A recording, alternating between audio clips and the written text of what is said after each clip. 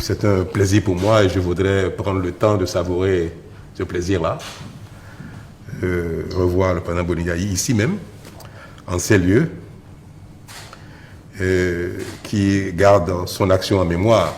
Le président Boni Yayi a passé des années ici, au service de notre pays. Et vous imaginez quel est mon plaisir et l'honneur que j'éprouve en le recevant ici. Il est à l'honneur. Donc c'est à lui que je laisse la parole. On n'a parlé que du peuple béninois, de l'intérêt général, et on a parlé naturellement de l'image de notre pays. L'objet concerne uniquement un seul point, la question liée à la décrispation politique dans notre pays. Calmement, elle m'a écouté. Et j'allais dire que je n'ai pas l'habitude de lire, mais la question est suffisamment importante que vous me donnerez l'occasion de lire ce que je lui ai dit. Nous avons convenu, au terme de discussion, que la décrispation politique est indispensable. Je crois qu'il a indiqué. À la paix durable dans notre cité commune afin d'assurer notre vivre ensemble, la concorde et la cohésion nationale. Ensemble également, je crois, ce n'est un secret pour personne. Beaucoup croient qu'il y a un problème profond. Talon Yayi, Talon Yayi, non. Je suis venu, je crois que le président lui-même le sait. Compte tenu de tout ce qu'on s'est dit. Il n'y en a pas. De profond, il n'y en a pas. Mais qu'en réalité, je suis ridicule. Mais la question est plutôt de savoir que faire pour nos concitoyens. Pour qu'ils savourent la joie, la paix, le plaisir et le consensus pour affronter les défis et chocs aussi bien intérieurs qu'extérieurs. Il n'y a pas que le Bénin. Chaque pays a ses choses, mais à l'intérieur du Bénin, naturellement, nous en avons connu. Les chocs extérieurs viennent de l'extérieur. Nous en avons connu aussi à l'intérieur, que nous avons créé nous-mêmes. J'ai rappelé ça au président, lui-même, qu'il a reconnu. Donc, c'est des chocs auxquels le pays est resté confronté, en particulier lors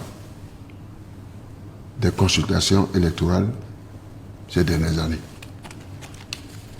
J'ai eu l'occasion de dire au président que dans cette perspective,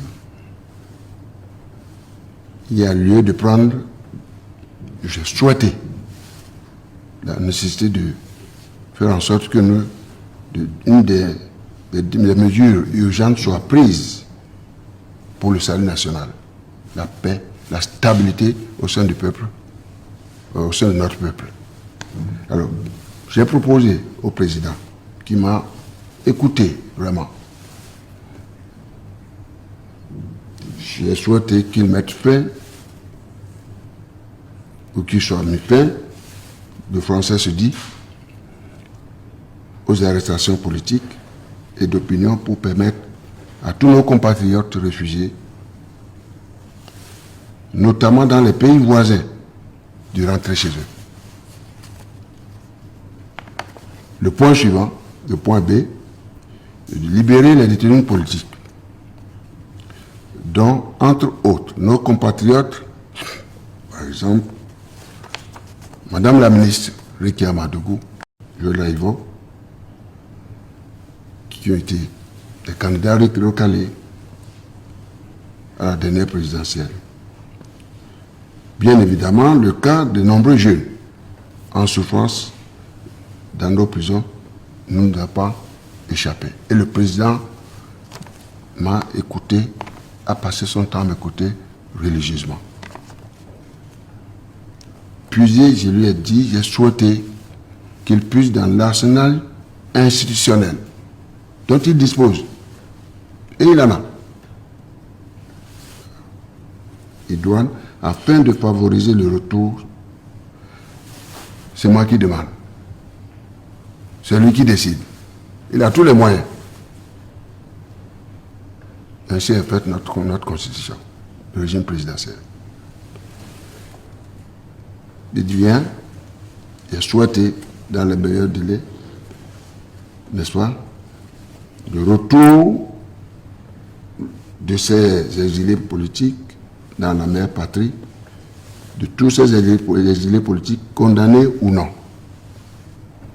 Donc, je lui ai proposé, c'est une requête, qu'il décide d'institutionnaliser, dans la mesure du possible, une concertation périodique avec les anciens présidents et autres sages de la société civile pour prévenir toute crise susceptible de remettre en cause notre démocratie, la paix et notre vivre ensemble au sein de notre communauté.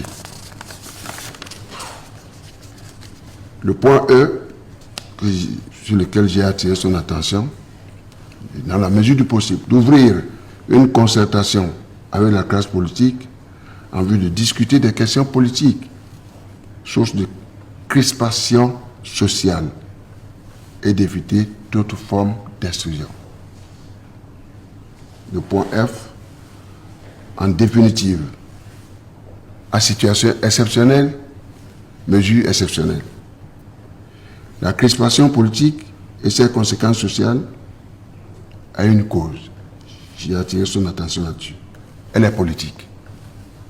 Il faut donc une solution politique pour juguler cette crise politique et permettre à la nation de continuer à consolider sa marche vers le développement équilibré et partagé. Le point G, la requête. Le président, pendant qu'on discutait, m'a dit concrètement, m'a posé cette question. Je disais ici qu'il lui appartient, je viens de le dire, il appartient au président de prendre en urgence une décision historique et patriotique pour le bien de la nation, l'intérêt général, qui permettra aux filles et aux fils du Bénin, notre chère patrie commune, d'apporter leur pierre à l'édification de notre grand pays, notre grand et beau pays, le Bénin. Enfin, mon cher frère président, Patrice, le dialogue, comme l'a dit l'autre, pour empêcher les morts, est préférable qu'attendre les morts avant de dialoguer. Encore une fois, Monsieur le Président, et chers frères, merci pour cet accueil, plus que fraternel, et que le Père Céleste puisse bénir notre patrie commune, le Bénin. Comme j'ai hier le dit, peut-être que c'est le prélude. Si ma requête, si le président Talon fait droit à ma requête, peut-être que c'est le prélude à une série de rencontres périodiques en fonction de son agenda pour consulter les anciens chefs d'État, comme ça se fait peut-être par ailleurs, et recueillir certainement nos éventuels avis. Ça rassure les populations. Donc c'est à ce titre-là que j'ai fait la démarche vers le président Soglo On a échangé et c'est avec son autorisation que je suis venu ici. C'est avec son autorisation que j'ai transmis le message que je viens de transmettre au président Patrice Talon. Monsieur le Président et chers frères, merci beaucoup d'avoir consacré à votre temps, on ne peut plus précieux, à m'écouter et patiemment.